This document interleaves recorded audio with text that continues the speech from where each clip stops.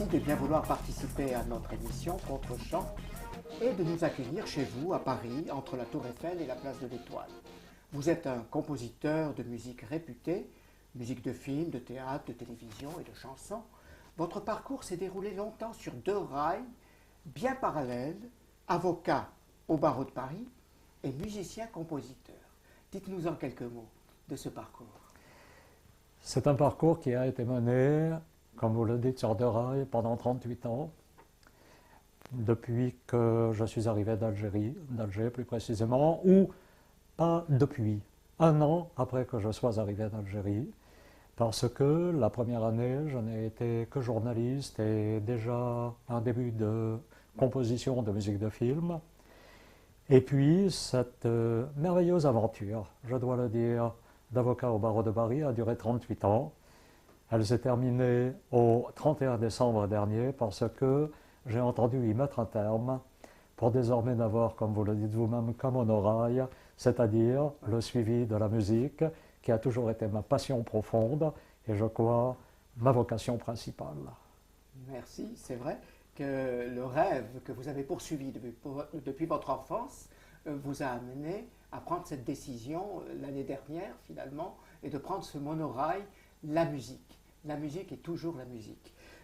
Jean-Pierre Stora, revenons aux origines de cette double carrière avant que vos deux rails ne deviennent ce fameux monorail. De nationalité française, vous êtes né en 1938 à Alger, Alger-la-Blanche comme on disait. Parlez-nous de l'Algérie que j'ai eu, heureusement, le bonheur de connaître dans ma jeunesse moi-même. L'Algérie est un pays qui me reste très très très chaudement, affectivement au cœur.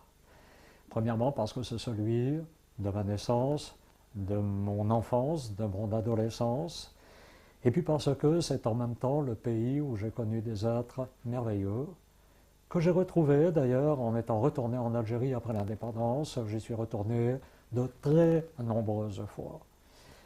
Avec... Là, je vous arrête une seconde, parce que si vous êtes retourné en Algérie après l'indépendance, Oui. c'est que vraiment l'amour de l'Algérie vous était très fort au cœur. Parce que moi-même, j'aimais beaucoup l'Algérie, mais je n'ai pas pu m'y rendre. Alors, est-ce que ça s'est passé sans trop de douleurs, de difficultés, de troubles émotionnels, que de découvrir ce que devenait l'Algérie? Je vais vous dire, c'est précisément ce que j'allais vous dire. Trouble émotionnel, c'est peut-être le mot, parce que malgré tout, quand vous partez d'un pays dans certaines conditions relativement difficiles, y retourner, ce n'est pas évident. Mais peut-être que j'ai pu franchir ce pas plus facilement que d'autres. J'appelle le pas du retour. Parce que, et contrairement d'ailleurs à certains amis que j'avais à la fac de droit, pendant la guerre de l'indépendance, je crois pouvoir dire que j'avais une conscience très nette de ce que ce pays allait à l'indépendance et qu'il n'y avait pas d'autre issue. Et par conséquent, lorsque l'indépendance a été proclamée, c'était pour moi une chose qui n'était que la résultante d'un parcours que j'avais prévu. Je suis donc retourné en Algérie, je ne sais pas combien de fois, disons beaucoup de fois. Et il y a eu à chaque fois un sentiment de dualité. Parce que, à la fois, je me retrouvais totalement chez moi. Et à la fois, je me retrouvais totalement étranger. Donc le fait d'employer le mot totalement est peut-être une erreur, puisque ce n'est qu'à moitié. Mais c'est pour vous dire à quel point, dans chacune de ces sensations, l'émotion était forte. Et l'une des premières fois où je suis retourné en Algérie, c'était au mois d'août. Disons la première fois où je suis retourné. En quelle année? Dans les années 80. 80. Dans le tout début des années 80. Et l'une des premières choses que j'ai faites, c'était le mois d'août, j'ai eu envie d'aller sur la plage de mon enfance, à 7-8 km d'Alger. Et j'ai vu des gamins jouer exactement de la même manière que je le faisais. Et nous avions là-bas ce que l'on appelait des bouées, mais ces bouées étaient en fait d'énormes chambres à air, généralement de camions, que l'on posait sur l'eau et dont on se servait comme des bouées. Et lorsque j'ai vu des gamins jouer avec ces bouées, que j'ai d'ailleurs photographiées, je me suis dit, s'ils me voient là, vont-ils penser une seconde que X années avant eux, j'ai exactement fait ce qu'ils sont en train de faire. Ouais. Et ce pays me reste très très très très cher au cœur. Ouais. Et l'Algérie fait partie de moi-même. Mais alors, ce qui se passe doit vous faire souffrir. C'est une souffrance de voir un petit peu ce qui s'y passe, disons de manière un petit peu laconique, que je souhaiterais tellement que la paix totale revienne en Algérie. Vous croyez que c'est possible? Je le souhaite, Oui, bien sûr, on le souhaite tous, mais franchement, je l'espère. les parfums, les jeux, les odeurs, Ah ben l'ambiance, ça fait les partie, couleurs, tout ce que nous avons ça fait connu. partie de quelque chose d'éternel, et ça fait partie, entre autres choses, d'éléments qui ont fait que je me sois ressenti pleinement chez moi. Les couleurs, les parfums, les odeurs, indépendamment des lieux de l'enfance, de l'adolescence, indépendamment de l'école communale, indépendamment du lycée, indépendamment de l'appartement où habitaient mes parents, Vous étiez au indépendamment... cœur d'Alger même. Oui, à À côté Bab el du... Oued peut-être, non? Juste à la lisière de Bab el Oued, pour ceux qui sont d'Algérie et d'Alger, avenue de la Marne, c'est-à-dire à côté du lycée Bugeaud. Aujourd'hui, lycée Abdelkader. Ouais, oui, c'est vrai. Hors micro, vous m'avez dit que vous aviez découvert votre vocation de musicien très très jeune, 10-12 ans à peu près. Ce qui préoccupa vos parents, sans doute, parce que c'était l'époque où les parents se préoccupaient beaucoup de l'option carrière qu'ils allaient entreprendre. Et il n'était pas bien vu à ce moment-là de se vouloir artiste, parce que c'était assimilé un petit peu à un parcours de saltimbanque, hein, de nomade. Donc ça devait être un problème pour vous. Ça a été un énorme problème, et un problème hautement conflictuel entre mon père et moi. À l'âge de 10 ans, je ne savais pas que j'allais encore composer de la musique. J'ai commencé à composer de la musique à l'âge de 13 ans. Mais j'ai été absolument toujours un passionné fou de musique. Et à 10 ans, je m'en souviens parfaitement, j'ai dit à mon père, je sais ce que je veux faire dans ma vie, je veux faire de la musique. Et mon père m'a dit, on n'a pas de vagabond dans la famille, tu ne vas pas être Ouais, le premier. j'imagine la réaction. Ouais. Et par conséquent, tu feras des études. Et à côté de toute réalité, mon père m'a dit, à la limite, si tu veux faire quelque chose d'artistique, tu peux faire du dessin industriel, parce que ça nourrit son âme. Je dis, mais ça n'a rien à voir. Premièrement, je n'ai aucune vocation pour le dessin, encore moins le dessin industriel. Et ce que je veux faire, c'est de la musique. Et ça a été un non catégorique de la part de mon père, qui a fait que pendant pas mal d'années, nous avons été vraiment en conflit ouvert.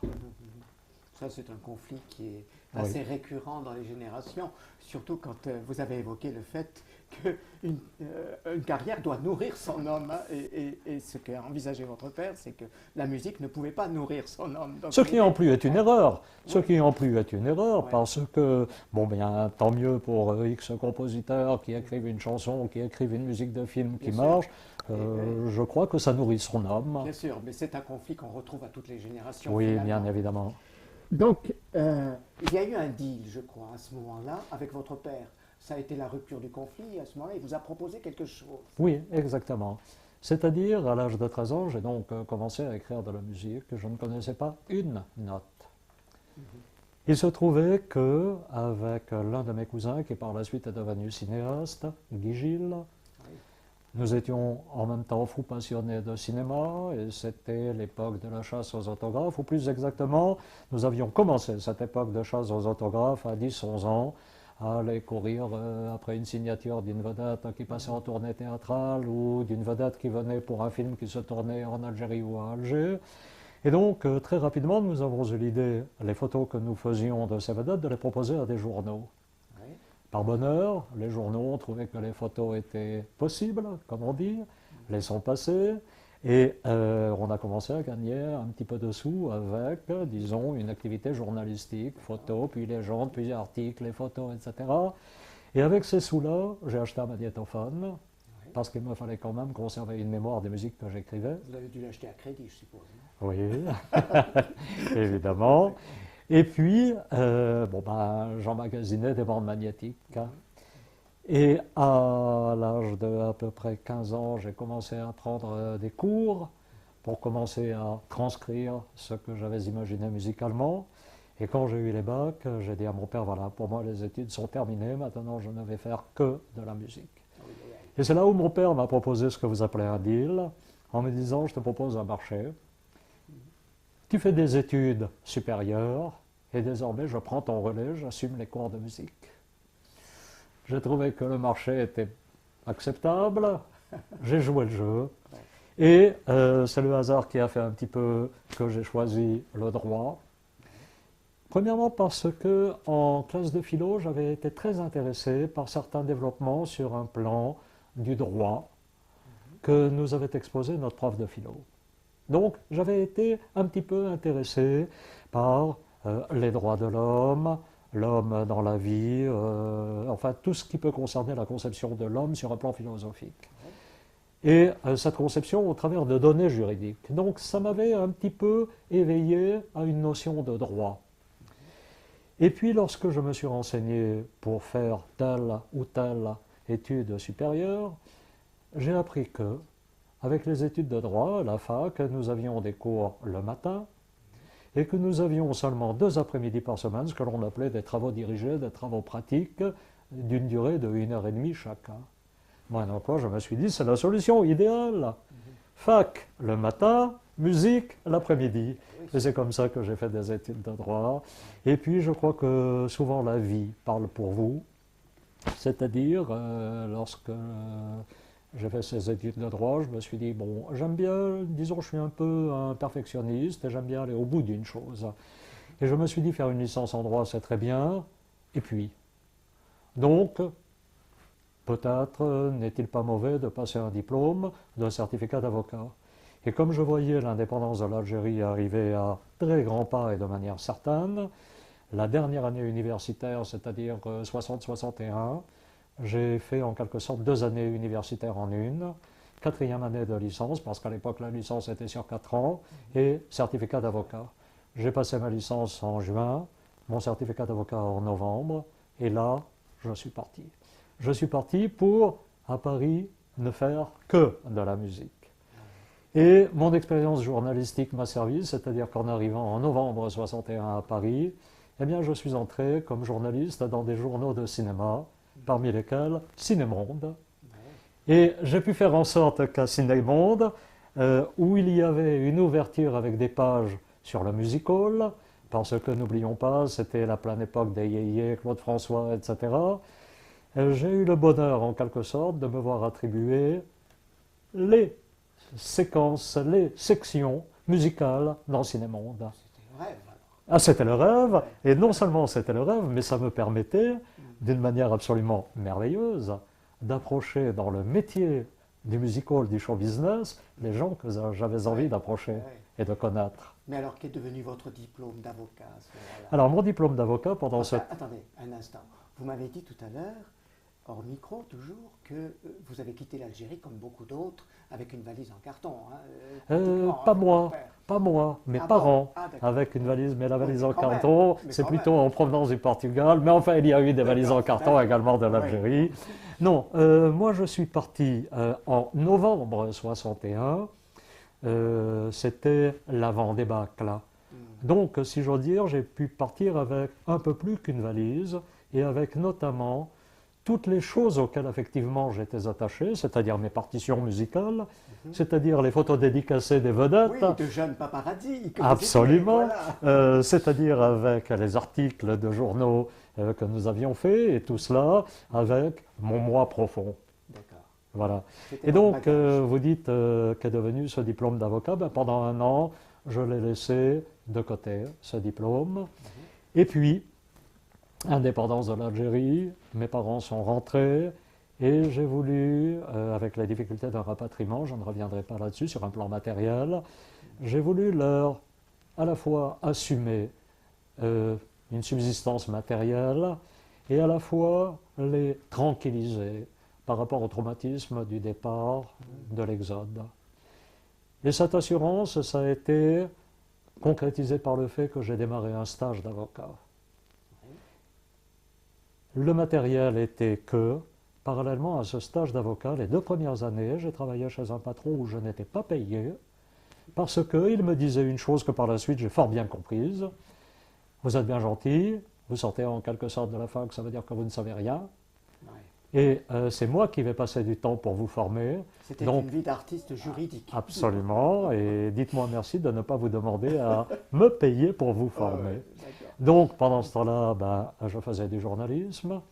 Et puis, comme les derniers temps en Algérie, j'étais speaker à l'ORTF, Ah oui. où je présentais des émissions de variété, eh bien, je suis rentré à Paris, à l'ORTF, où j'avais un double statut, à la fois de journaliste, je recueillais les informations qui m'arrivaient en téléx, et à la fois de speaker, où je faisais part de ces informations.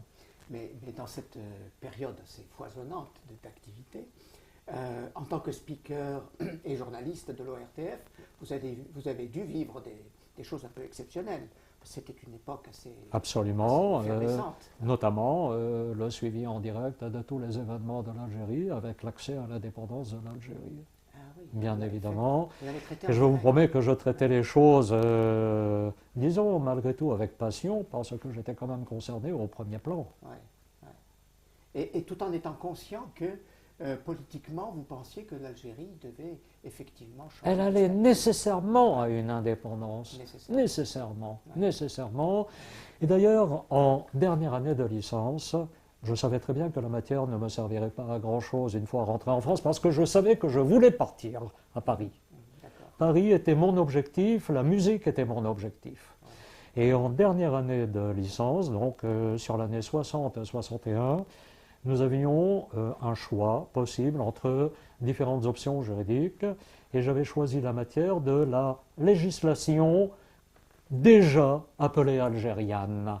Ah oui. Et nous avions un professeur très très très intéressant, et disons que sur l'année 60-61, j'ai appris tout de l'Algérie depuis le jour de sa conquête sur un plan économique, politique, géographique, physique.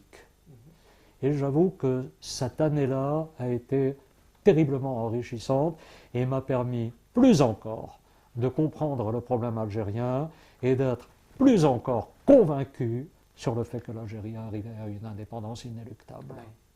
Mais alors, ce qui se passe de nos jours, les conséquences de ces sources que vous avez bien suivies, juridiquement, économiquement, politiquement, est-ce qu'elles doivent vous affecter Oui, particulièrement? oui, Parce que, oui, oui, oui. s'il y a eu un dérapage quelque part. Absolument. Et je dois dire une chose, nous avons réalisé une vidéo avec Richard Berry, en vedette dans cette vidéo, jouant le rôle d'un père, exposant à son enfant de cinéma, un garçonnet de 7-8 ans, l'Algérie de son enfance. Et quand je dis nous, je suis intervenu sur cette vidéo au niveau de l'écriture musicale, avec une double écriture musicale, c'est-à-dire avec un thème occidental et avec un thème oriental, parce que les musiques orientales ont toujours bercé mon enfance, parce que je vivais à Alger en ne me contentant pas d'écouter une chanson sur Radio Paris ou Radio Alger, une chanson venant de Paris, mais parce que j'estimais que la musique orientale nous entourait et faisait partie d'un complexe et d'un contexte complet. Et donc, j'ai écrit une musique orientale et une musique occidentale, et les deux thèmes se sont constamment mêlés dans cette vidéo. Et je suis ensuite allé... Cette vidéo a été réalisée justement par Guy Gilles, et Guy est mort peu de temps après la sortie de cette vidéo. Et c'est moi qui suis allé la présenter à droite et à gauche, et notamment dans le cadre de manifestations Pieds Noirs.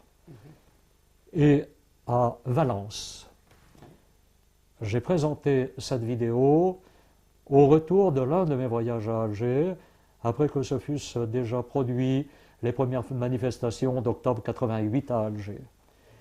Et j'ai dit notamment, dans l'exposé du récit de ce voyage, et quand l'Algérie a mal, j'ai mal. Et il y a l'un des membres de la salle qui s'est levé, mais avec une fougue assez hargneuse, en me reprochant cette phrase. Et je me suis permis de lui dire qu'il n'avait pas la parole, que je lui demandais de me laisser finir mon exposé, et qu'ensuite je lui demanderai de s'expliquer sur le pourquoi de cette intolérance.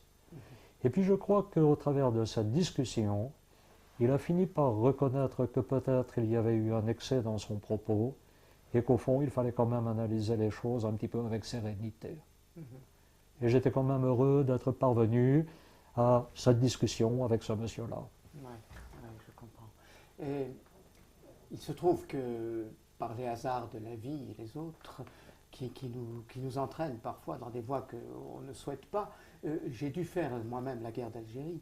Et, ayant connu l'Algérie auparavant, j'ai été très traumatisé par le fait que je dois porter l'uniforme et des armes contre des amis musulmans qui avaient été des compagnons de jeu de mon enfance, et j'en ai beaucoup souffert moi-même.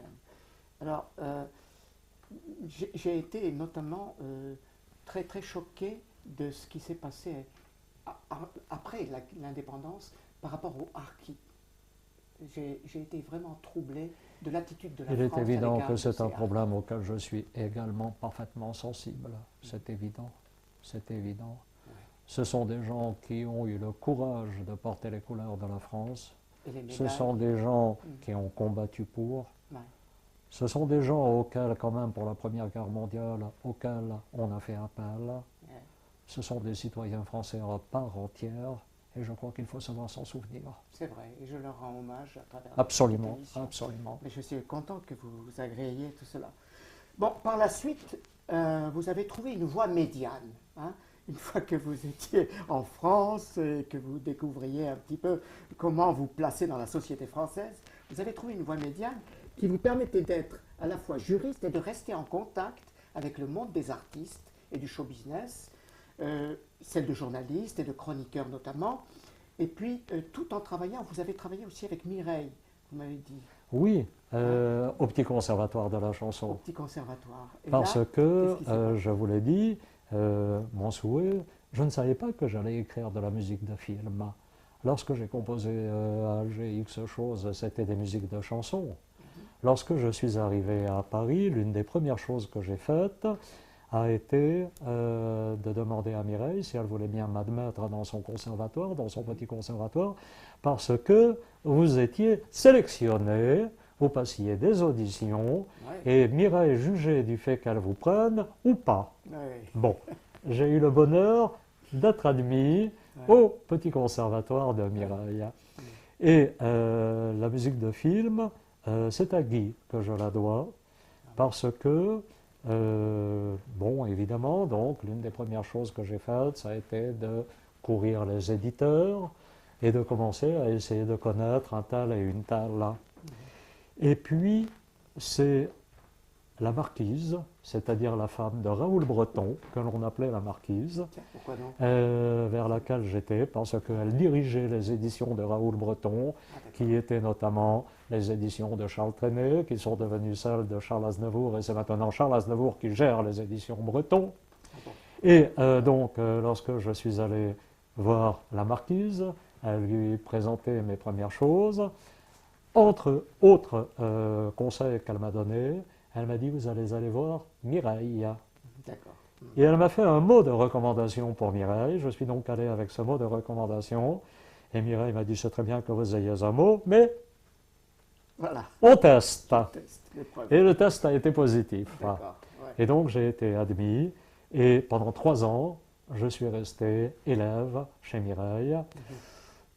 Peut-être avec une arrière-pensée de chanter, parce que lorsque j'ai commencé à écrire des chansons, j'avais très envie de chanter. Et puis, Mireille, qui ne cachait pas ses opinions, et elle avait bien raison, parce que ses opinions étaient d'une part les siennes et d'autre part la résultante des questions qu'elle posait aux élèves. Alors, un tel vient de chanter, on en pense quoi, les enfants? Ah, c'était merveilleux, c'était merveilleux. Et après avoir écouté X fois des choses que je lui avais présentées, Mireille m'a dit, eh bien, Jean-Pierre Stora, je pense qu'il faut que vous ne songiez pas davantage à écrire des textes, mais ça vous devez vous en rendre compte. Je pense qu'il ne faut pas que vous songiez davantage à chanter, mais ça je pense que vous devez vous en rendre compte, mais surtout, continuez à écrire des musiques. quand même. Voilà. Et donc, j'ai continué à écrire des chansons et j'ai notamment écrit une chanson avec une fille qui, à l'époque, écrivait pour beaucoup de vedettes, qui s'appelle Manouchka, et qui écrivait pour des gens comme Patachou, Juliette Gréco, Jean-Claude Pascal, etc., etc. Et nous avons écrit plusieurs chansons ensemble, dont une qui a été chantée dans un film, notamment par Hervé Villard. Et l'une des premières chansons que j'ai faites avec Manouchka, je l'ai montrée à Guy, simplement pour lui montrer une chanson en lui disant « Qu'en penses-tu » Il était déjà un réalisateur à ce moment-là. Oui, il avait. Et Guy était à l'époque en tournage de son premier long métrage. D'accord. Il avait fait jusqu'alors 2 courts métrages. Et il m'a demandé à rejouer la chanson en me disant « Ne chante pas les notes, joue-moi simplement la musique ». Je l'ai fait et il m'a dit « Voilà, c'est mon premier film, ça va être ta première musique de film ». J'étais un petit peu, beaucoup émerveillé, mais un petit peu affolé, parce que je ne savais pas du tout comment se passait une chose sur un plan musique de film. Et c'est à nouveau Manouchka qui m'a aidé en me présentant à Paul Moria. Et Paul Moria m'a expliqué un petit peu la façon dont les choses se passaient. Et comme le monde est tout petit et que la vie est merveilleuse et que les hasards de la vie sont merveilleux, j'avais connu à l'âge de 12 ans Mick Michal, qui est une énorme amie et qui a toujours suivi un petit peu l'évolution des choses. Et comme elle venait à Alger pratiquement chaque année parce que son pianiste, Armand Canfora, était d'Alger, d'année en année, je lui montrais les choses que j'écrivais. C'est d'ailleurs elle qui a été ma marraine à la SACEM, Société des auteurs-compositeurs de musique. Et lorsque donc s'est posée la question de l'orchestration de ma première musique de film, du paiement des musiciens, des studios, ce que l'on appelle la production. J'ai posé la question à Paul Morian en lui disant « Et ça se passe comment ?» Et Paul me dit « Je vais t'envoyer voir l'un de mes amis qui vient de créer une société ayant pour vocation la production de musique de film, et à la tête de société, il y avait qui ?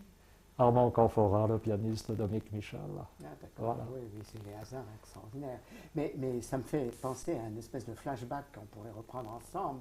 C'est que lorsque vous étiez jeune, 10-12 ans, et que vous étiez un jeune paparazzi, il y avait Gilles. Ah oui. Voilà. Donc finalement, vous étiez en train d'accomplir, vous étiez en marche dans un rêve d'enfance. Absolument, voilà. Absolument, absolument. Et je crois pouvoir dire, et je remercie au travers de dire la vie, le ciel, parce que je suis arrivé, tout comme Guy, à concrétiser notre rêve. Il faut toujours poursuivre jusqu'au bout. Ah mais absolument, absolument, absolument. Et je suis quelqu'un d'assez têtu. Les choses ne sont pas toujours faciles à concrétiser, mais enfin j'essaye de mettre toute l'énergie nécessaire pour arriver à la concrétisation de quelque chose. Revenons à des choses peut-être un petit peu plus dans le monde social et plus rigoureuses et professionnelles. En tant que juriste, vous étiez donc avocat au barreau de Paris et vous avez plaidé beaucoup de situations conflictuelles, de drames, des choses comme ça. Qu'est-ce qui vous a marqué le plus avec votre robe d'avocat à Paris? Des dossiers de droit pénal. 2 choses m'ont marqué. Des dossiers douloureux de divorce. Et j'ai toujours été, mais vraiment, affecté par le fait que, dans le cadre du droit de la famille, 2 personnes qui se sont aimées, 2 personnes qui ont conçu ensemble des enfants, font que, heureusement ce n'est pas toujours le cas, mais hélas souvent, que ces 2 personnes font que le jour où l'amour n'est plus là, le jour où il n'y a plus ce qui a fait qu'ils aient eu envie de vivre ensemble, ces 2 personnes, ou parfois l'une d'entre elles face à l'autre, je ne dirais même pas se regardent en chien de faïence, mais on arrive à avoir de la haine pour l'autre, dans des climats conflictuels absolument désespérants.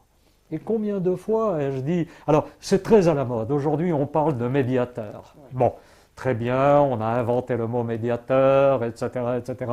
Mais pour ma part, et peut-être parce que j'ai toujours conçu le métier d'avocat avec une relative sensibilité, précisément, je crois, parce que le moi profond de moi-même était d'écrire de la musique, et peut-être que j'ai exercé mon métier d'avocat peut-être un petit peu différemment par rapport à certains autres confrères. Oui, j'ai toujours essayé dans des divorces. Bon, si vraiment la chose était irrémédiable, je ne dis pas de faire en sorte que les conjoints revivent ensemble, mais au moins que le divorce puisse se passer sans ces phases conflictuelles, ces phases haineuses. Voilà. Donc j'ai essayé de m'employer à cela. Et puis le deuxième volet également auquel j'ai été très très très sensible, c'est le plan pénal. C'est le plan pénal avec la misère d'un être humain, plongé dans le cadre de délits, plongé dans le cadre d'une récidive, plongé dans le cadre d'une difficulté de la réinsertion dans la vie sociale. Et là aussi, j'ai essayé vraiment de faire de mon mieux, d'apporter quelque chose, parce que le drame, c'est que beaucoup de gens dans la société, vous sortez avec une étiquette ancien détenu, monsieur dangereux, passons au suivant. Alors, comment donner sa chance de réinsertion à un monsieur qui a pu commettre, ou une dame qui a pu commettre une faute? Bon, je crois que tout péché est rachetable. Bien sûr. Je crois. Bien sûr. Et alors donc là, vous avez vécu des situations vraiment dramatiques. Et comment, en tant qu'avocat, vous étiez donc très blessé? Je vais vous dire, comme il s'est trouvé que par ailleurs, j'étais l'avocat de pas mal de sociétés, il m'est arrivé de dire à des chefs d'entreprise, vous savez, il y a un petit jeune, ou il y a un monsieur de 30 ans, ou il y a un monsieur de 40 ans, qui est parfaitement valable. C'est un ancien détenu, mais essayez de voir. Donc votre position était plutôt celle d'un conciliateur. Oui, oui. Bien évidemment. Finalement, de raccorder des harmoniques qui étaient Oui, c'est une chose très difficile, mais enfin, disons que très, très, très modestement, j'ai essayé de m'employer à cela. D'accord, oui.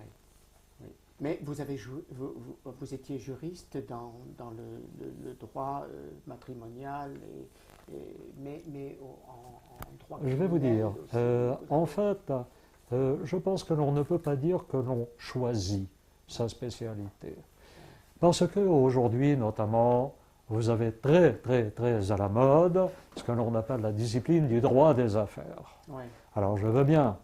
Vous avez 9 jeunes sur 10 qui, aujourd'hui, prennent spécialité du droit des affaires pour dire demain, je serai avocat dans le domaine des affaires. Très bien.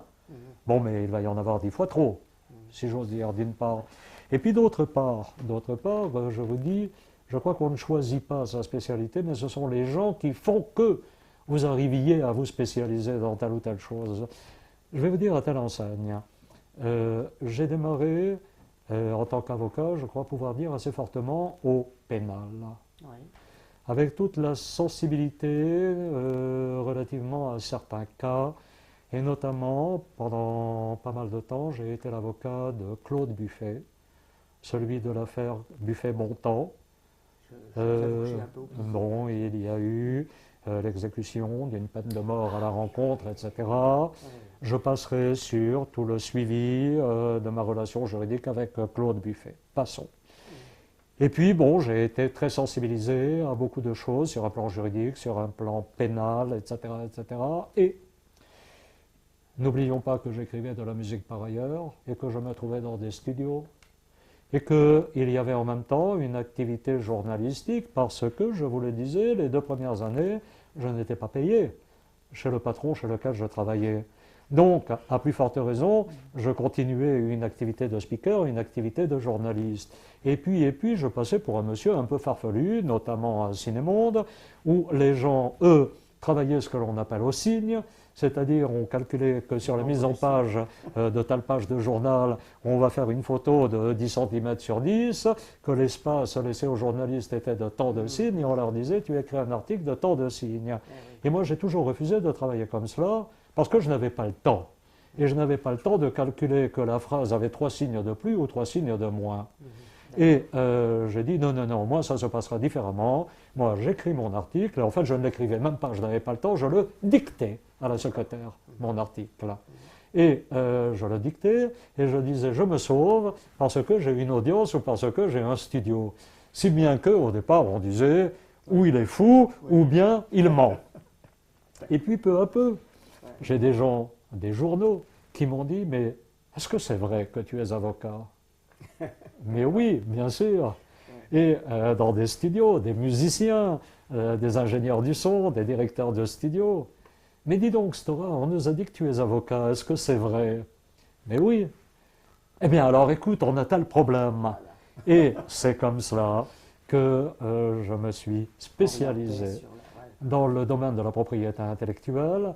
Et dans ce domaine, spécialité dans la spécialité, c'est-à-dire tout ce qui concerne le cadre du showbiz, des émissions de télévision, aussi bien côté producteur avec les droits de la production, que côté compositeur, droit de l'artiste, droit de l'auteur, que par la même droit des interprètes, avec droit de l'interprète, ce que l'on appelle les droits voisins. Oui. Voilà. Voilà, donc finalement vous rejoignez absolument, et très fréquemment, il s'est trouvé que, par la même, et vous l'avez compris, des gens dont je suis devenu l'avocat étaient des gens en même temps avec lesquels je travaillais sur un plan musical. Donc finalement, vous avez eu un parcours qui était complètement dirigé sur de rails, puis absolument. Tout ça pour arriver à cette station de l'aboutissement d'un rêve. Absolument. Alors, alors, tout en exerçant la profession de juriste, donc c'est ce que vous nous expliquez, vous étiez dans le droit artistique. Et cela, vous l'avez fait pendant de nombreuses années. Oui. Tout en étant avocat dans le droit artistique, vous étiez également compositeur de musique. Absolument. Et ça a duré des années et des années, je pense. Ben oui, je vous ai dit, je suis resté avocat 38 ans. Ouais. Et votre carrière de musicien va s'affirmer de plus en plus et va prendre un peu une prédominance par rapport à celle de juriste. Disons que ça dépendait des jours. Oui, on m'a souvent dit quel est le temps que vous consacrez à l'activité de juriste et quel est celui que vous consacrez à l'activité de compositeur. Ouais. Je dois dire que lorsque j'avais un énorme dossier qui n'était pas terminé, ben, c'était le temps du juriste qui prenait le pas. Ouais. Et puis lorsque j'avais une séance d'enregistrement ou une musique à écrire pour un film ou pour une chanson et que la chose n'était pas terminée, c'était le temps musical qui prenait le pas. Et vous avez parlé aussi de ces premières compositions de musique pour le film. Oui. Et vous en avez fait d'autres. Oui. Vous savez, dans le milieu artistique, on vous met très très vite une étiquette. Et c'est la raison pour laquelle j'ai à chaque fois essayé de sortir de cette étiquette parce que à aucun niveau je n'aime être enfermé. Oui, mais vous aviez deux étiquettes à ce moment-là. Ah oui, non, mais je ne parle pas de l'autre étiquette avocat, je parle de l'étiquette compositeur. C'est-à-dire, j'ai commencé à écrire au point de vue film, la musique d'un film très très très romantique de Guy. C'était son premier long métrage qui s'appelait L'amour à la mer. Et partant de cela, j'ai fait un autre film romantique, et puis il y a eu une étiquette qui est très vite devenue Stora égale musicien de film égale film romantique. Bon, et quand vous disiez, mais je ne peux pas t'écrire pour un film d'action, non, tu vas nous faire une musique romantique. Bon, et donc je voulais... Peut-être que c'est une étiquette qui colle avec ma personnalité. Bon, mais je voulais quand même montrer que je pouvais aussi faire autre chose que cela. Et il s'est trouvé que par le hasard des choses, l'un de mes amis producteurs à la télévision se mettait à produire des émissions pour enfants. Et il m'a dit, est-ce que ça t'amuse? Et c'est comme cela que j'ai commencé à écrire des génériques d'émissions de télévision pour enfants. Et la première de ces émissions était une émission qui s'appelait Vacances animées. Nous sommes restés 4 ans à l'antenne, c'est-à-dire que nous revenions chaque année de début juillet à fin septembre. Et je me suis amusé chaque année à écrire des chansons et des génériques différents pour la même émission. Et donc, partant de cela, j'ai fait énormément de choses pour les émissions jeunesse, pour les disques enfants. Et Stora est devenu musique enfant. Oui, je comprends. Bon.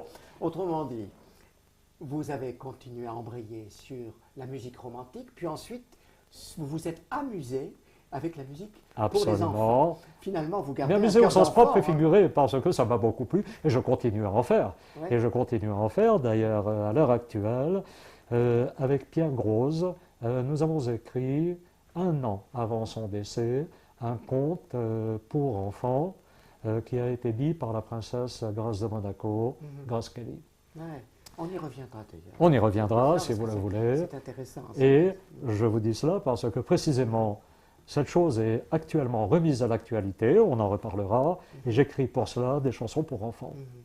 Au fond, ce que vous avez gardé de votre enfance, vous avez essayé de la proroger au fur et à mesure de votre carrière. Oui, en quelque sorte, oui. Parce que, bon, il y a le romantisme, c'est l'adolescence. Oui. Mais ensuite, vous vous êtes amusé de faire ces musiques pour des émissions d'enfants. Oui. Et au fond, vous gardez toujours ce cœur d'enfant. Hein. C'est ce qui un peu Je caractérise crois. votre personnalité. Peut-être. Parce qu'on est là pour essayer Peut-être, de vous connaître, de vous comprendre. Bon, et puis il y a des choses plus sérieuses aussi musicalement que j'écris pour des films qui ne sont pas obligatoirement romantiques, pour des chanteurs qui ne sont pas obligatoirement des chanteurs pour enfants ou des chanteurs romantiques. Je crois que c'est une diversité qui est enrichissante. D'ailleurs, parmi les chanteurs que vous avez côtoyés, avec qui vous avez collaboré, je vois que vous aviez Hervé Villard, Dalida, Catherine Sauvage, Mouloudji, Sylvie Vartan, Serge Lama, Jeanne Moreau, et j'en passe, bien entendu. Oui. Et parmi toutes ces sensibilités et ces expressions musicales et en tant que chanteur de tous ces artistes, quels sont ceux qui ont vraiment eu une résonance particulière avec ce cœur d'enfant que vous gardez encore? Jeanne Moreau. Jeanne Moreau. Oui, parce que quand j'étais jeune, c'était déjà la vedette de cinéma. Oui. Et je me rappelle quand j'étais un jeune adolescent, avec Guy, nous étions allés voir l'un de ses tout premiers films, je ne sais pas même si ce n'est pas son premier film, Pigalle Saint-Germain-des-Prés, où elle jouait le rôle d'une petite fleuriste qui s'appelait Pâquerette. Bon. Et donc Jeanne était la vedette. Et indépendamment de la femme extraordinaire qu'elle est, que j'apprécie beaucoup, que j'aime beaucoup, de l'auteur qu'elle est, parce que j'ai écrit des chansons avec elle, sur des textes qu'elle a écrits. Jeanne est à la fois une femme que j'apprécie beaucoup sur un plan lettres, sur un plan auteur, sur un plan qualité de ce qu'elle fait, qualité de l'interprète, qualité de la chanteuse, et en même temps sur un plan humain. Bien sûr. Mais cela dit, il y a eu d'autres aventures que je garde chaudement au cœur. Vous avez encore l'occasion de rencontrer Jeanne Moreau? Oui, bien sûr. d'échanger Et d'ailleurs, avec j'ai elle. des chansons inédites qui c'est existent intéressant. avec elle. Ouais. Et on s'est vu il n'y a pas très longtemps et on a dit il faudra quand même qu'un jour on en fasse quelque chose. Bien sûr. Et parmi les autres que nous avons cités, Il y a Dalida, que Dalida, j'ai un appris personnage à aussi. aimer. Que j'ai appris à aimer parce que pour moi, Dalida, c'était Bambino et rien Ouais, d'autre. ouais. Elle était venue à Alger, comme on dit, en concert. J'étais allé la voir parce que c'était la vedette du jour. Bon, manifestation sur scène, Bambino, etc., etc. Oui, amusant sans prix. Et puis, il y a une merveilleuse histoire avec Dalida, Roger Hanin, que j'ai connu par la musique de film, parce qu'il l'avait joué dans un film dont j'ai fait la musique, et il m'a téléphoné en me disant « Je voudrais connaître le monsieur qui a écrit cette musique ». Et c'est ma rencontre avec Roger Hanin.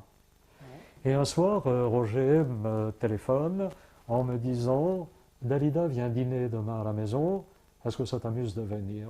« Ah oui, la connais-tu ?» « Non. » Bon. Et Roger l'avait connu parce qu'il avait dit divers textes qu'il avait écrits dans un cabaret où Dalida était allée un peu fortuitement. Je vais donc à ce dîner, nous bavardons, nous dînons, et puis à l'issue du dîner, Dalida dit à Roger et à moi « Mais pourquoi vous ne m'écrivez pas une chanson ?» Et je dis à Dali, en montrant Roger, parce qu'il ne sait pas écrire Vous des l'appeliez textes. Dali? Oui. D'accord. Et je lui ai dit, parce que Roger ne sait pas écrire de texte de chanson. Et Roger m'a dit, ben, c'est toi qui l'as dit. Ah ben, je dis alors, j'attends. C'était un samedi soir. Et le dimanche soir, Roger me téléphone et me dit « Tu veux venir chercher ton texte ?» Je vais chez Roger et on fait de textes de chansons. Il avait presque rempli complètement un cahier d'écolier. Et je lui dis « Tu appelles ça une chanson? J'appelle ça une nouvelle. » Et Roger me dit « Il paraît que tu es musicien. Débrouille-toi. À toi de faire. » À toi de faire, oui, d'accord. Et donc, partant de cela, j'ai fait une sorte d'aménagement avec une phrase qui est devenue un peu le leitmotiv. Et puis, Quelle est cette phrase? Et tous ces regards. Cette chanson s'appelle Et tous ces regards. Et la chanson dure 8 minutes avec 5 thèmes musicaux. Et je vais vous dire, et j'ai écrit la musique de cette chanson dans la nuit du dimanche au lundi. Et le lundi, j'appelle Roger, je lui dis, tu veux écouter la musique? Viens à la maison. Le mardi, nous appelons Dalida et nous lui présentons la chanson. Elle l'écoute une fois, 2 fois, 3 fois, 8 minutes la chanson. Et au bout de 7-8 fois, pendant ce temps-là, je lui dis « Alors, tais-toi, j'écoute ». Et au bout de 7-8 fois, elle nous regarde et elle nous dit « Qu'est-ce que vous voulez que je vous dise? Je la prends, la chanson. » C'est bon, ça. Et je vais vous dire pourquoi j'ai apprécié Dalida, pas parce qu'elle a pris une chanson que j'avais écrite, pas du tout. Bon, ça, merci, et j'en suis très heureux et très fier. Mais parce que cette chanson est loin d'être facile musicalement. Elle monte, elle descend, elle comporte 5... Oui, non, mais vraiment, elle monte assez haut, elle descend assez bas, avec des thèmes musicaux pas très faciles. J'ai presque écrit une musique de film sur ce texte. Et elle m'appelle une quinzaine de jours après et elle me dit « Écoute, je suis en train de travailler ta chanson. Est-ce que tu te rends compte de la difficulté de la chanson?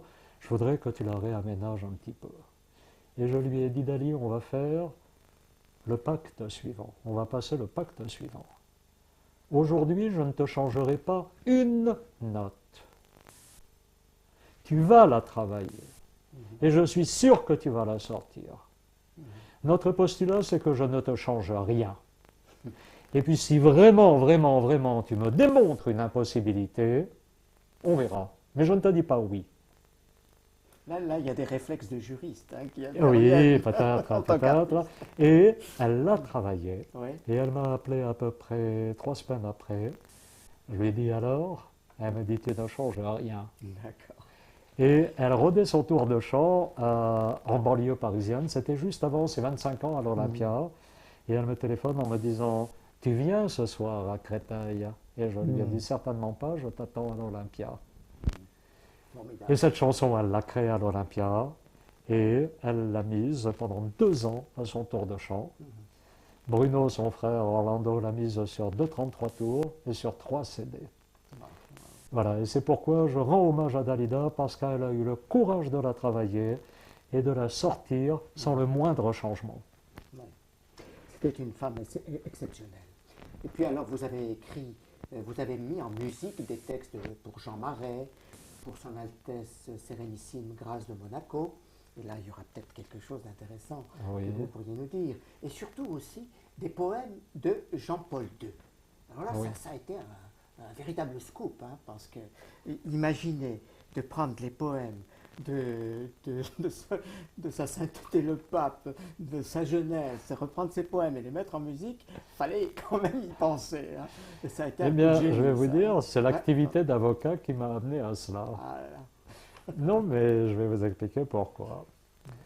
Parce que avec la firme AB Productions, nous avions réalisé la production du disque Le Petit Prince lorsqu'il y en a eu une adaptation théâtrale. Après cela, Jean Marais m'a demandé si je voulais écrire des musiques accompagnant des contes qu'il avait écrits.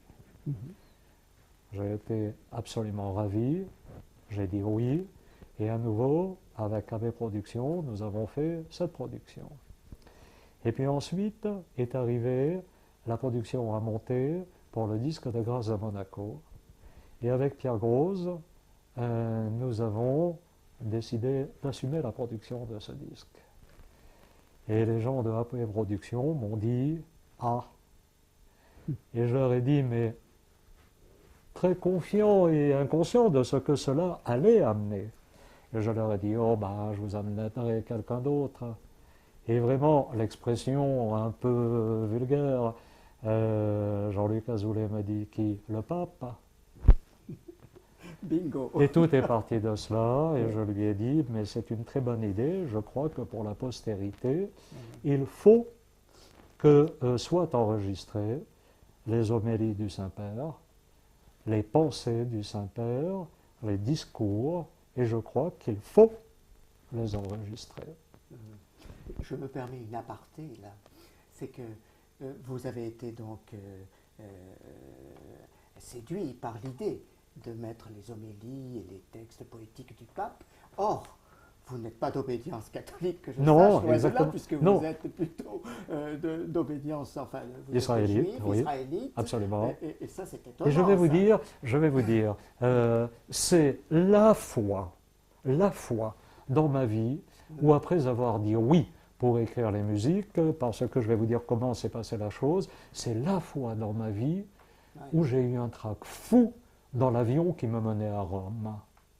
C'est-à-dire, lorsque nous avons décidé de faire des disques avec les homélies et tout cela, je suis allé à Rome, au Vatican, en tant qu'avocat.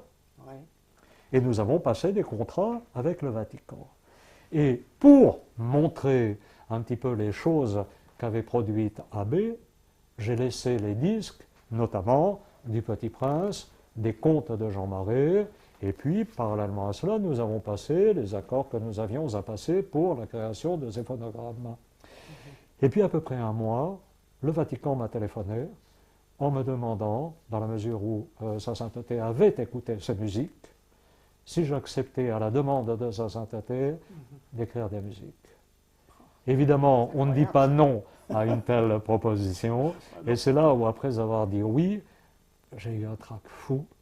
Et puis les choses se sont passées merveilleusement. Vous n'avez pas eu, de la part de la communauté juive, des réflexions à non, propos pas du de tout. cet engagement? Non, pas du tout. Ça, c'est intéressant. Pas du tout. Pas du tout. Pas du tout. Pas du tout. Ni dans un sens de fierté, ni dans un sens de répression. Pas du tout. D'accord. Bien, ça c'est... Et d'ailleurs, il y a des choses assez merveilleuses avec le Saint-Père. C'est qu'il y a certaines choses du Nouveau Testament que j'ai découvertes précisément au travers des poèmes, parce que les poèmes étaient écrits en polonais. Et le Vatican avait mis à ma disposition deux dames, une actrice polonaise parlant couramment l'italien et assez bien le français, et une italienne professeure de français parlant couramment le français, parce que je tenais bien évidemment à avoir une traduction à la virgule des poèmes. Et sur 90 poèmes que le Saint-Père avait présélectionnés, j'en ai sélectionné 29. Donc c'est vous qui avez fait le choix? Oui. Très bien. Avec l'agrément du Saint-Père, bien évidemment. Et je lui ai dit, voilà les 29 poèmes auxquels j'ai pensé. Il m'a donné son accord. Et là, on a eu des entretiens absolument merveilleux. Merveilleux, avec le Saint-Père. C'est-à-dire... premièrement, il fallait que la glace fût rompue, parce que c'est quand même très difficile pour un musicien de se trouver face au Saint-Père et de pouvoir dire, entre guillemets, nous allons collaborer. C'est très difficile. Donc j'ai essayé de réfléchir un petit peu comment apporter une note d'humour, comment apporter un climat pas seulement amical, pas seulement convivial, mais un climat de collaboration. Et je lui ai dit combien j'étais flatté, honoré de pouvoir travailler, mais je lui ai dit je voudrais mettre deux conditions. Et il m'a regardé amusé en me disant je vous écoute. Et je lui ai dit la première, si vous attendez de moi des musiques spécifiquement liturgiques, il y a un monsieur qui se débrouille fort bien dans ce domaine. Alors, la seule chose, je ne sais pas si vous allez arriver à trouver facilement ses coordonnées, j'ai retenu simplement son prénom, mais j'ai perdu son nom de famille. Je sais qu'il s'appelle Jean-Sébastien. Ça, c'est dans l'humour. Hein. Il a bien réagi. Et il m'a dit, oui, mais ce monsieur n'est pas disponible. Excellent. Et il m'a dit à la deuxième condition, je lui ai dit, si vous attendez de moi des musiques spécialement polonaises, Europe centrale, il m'a dit, Monsieur Chopin n'est pas libre. Ah, j'aime beaucoup ça. Voilà, donc C'est bien. le climat a été créé, on a commencé donc à retenir une sélection, et là il y a eu un travail commun absolument merveilleux. Merveilleux, merveilleux, parce que j'avais en face de moi le Saint-Père, mais en même temps l'auteur. Eh oui. L'auteur de textes absolument merveilleux, parce que j'ai dit oui, bien sûr, avant que de connaître les textes. Et lorsque j'ai découvert ces textes, j'ai découvert Eh oui. un poète Qu'il est demeuré dont aussi. les textes sont absolument merveilleux. Mhm. Et tous les textes en viennent à louer le Christ. Ouais. Je suis entièrement d'accord, mais je lui ai posé la question suivante. Et je lui ai dit, Votre Sainteté, il y a un problème qui est le suivant. C'est que dans chacun des poèmes, sous une forme, sous un propos différent, on en arrive à une louange du Christ. Donc si vous me demandez de suivre scrupuleusement le fil conducteur, je vais écrire une musique et on va la duplicater 29 fois Eh oui. et on ne pourra pas la duplicater 29 fois parce qu'on ne pourra pas faire 29 orchestrations. Je comprends. Et il m'a dit, alors? Et je lui ai dit, alors je vais vous demander, avec tout le respect que je vous dois et sous votre égide, la possibilité de prendre tel ou tel poème au second degré. Très bien joué. Et il m'a dit, je vous écoute, c'est-à-dire. Et par exemple, le premier poème du phonogramme est un poème de Marie qui s'adresse à Jésus. Et elle lui dit, à travers toi, je vois la lumière. Non pas parce que tu es mon fils, mais parce que tu es Jésus. Et je lui ai dit, par exemple, sur ce poème, on écrit une musique ecclésiastique, une musique liturgique, et on va essayer de la copier 29 fois.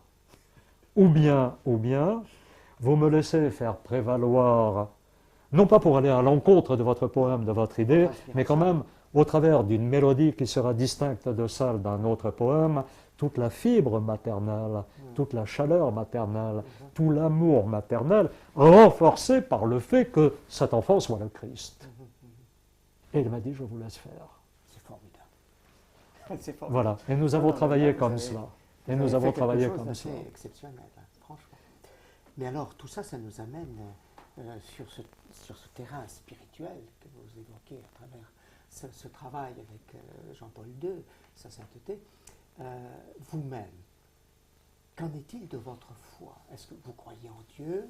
Et comment vous l'avez, enfin, dans la mesure où vous croyez en Dieu, comment vous vivez votre foi? Est-ce que c'est dans le moule, disons, juif, israélite, ou bien est-ce que c'est une foi universaliste, ou pas de foi du tout? Là, je vous laisse liberté de vous exprimer de tout cœur. Alors, premièrement, oui, je suis croyant. Je crois en Dieu, et je pense qu'il y a un Dieu universel. Et je suis désolé de tous les conflits de religion, toutes les guerres, tout cela. Au sens propre du terme, nous sommes tous frères. La paix doit régner. Et je crois que justement, pour que cette paix règne, c'est que l'on ait une idée de Dieu universel. Et actuellement d'ailleurs, avec un monsieur qui s'appelle Didier Nebaud, qui a écrit divers livres, nous sommes en train d'écrire un sujet musical qui part de la nuit des temps, avec, disons, le parcours des siècles, avec les hommes qui ont accompagné ces siècles, pour en arriver à une vision futuriste d'un Dieu unique, d'une foi unique, d'une croyance unique, d'une fraternité totale. Alors peut-être qu'au jour présent, on rêve un peu, mais je veux dire que si ce rêve pouvait devenir réalité, comme le monde serait encore plus beau et comme nous en serions heureux. Ce sera le mot de la fin. Merci beaucoup, Jean-Pierre Stora. Merci vous nous à avez vous. enchanté de beaucoup Merci beaucoup. d'histoires passionnantes et très positives et très belles. Merci encore. Merci encore.